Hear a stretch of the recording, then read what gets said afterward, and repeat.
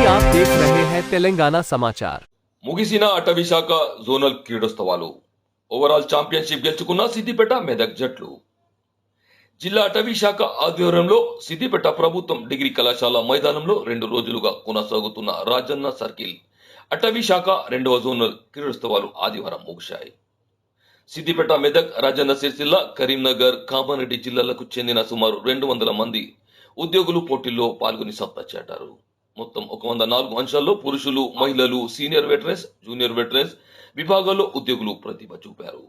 406 పాయింట్లతో సిద్దిపేట మెదక్ జిల్లా జట్లు ఓవరాల్ ఛాంపియన్షిప్ ను గెలుచుకుంది. విజేతలకు సిద్దిపేట, కామారెడ్డి, కరీంనగర్ జిల్లాల అటవీ శాఖ అధికారులు శ్రీనివాస్, నిఖిత, బాలమణి చేతుల మీదుగా బహుమతులు అందజేశారు.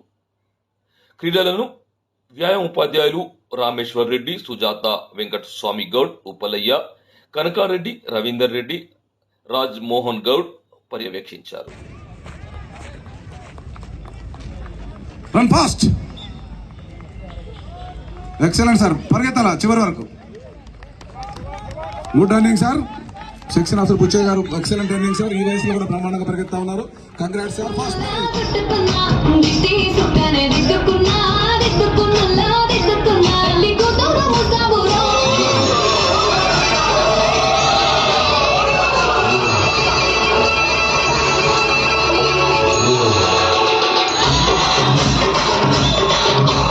DK Shogun.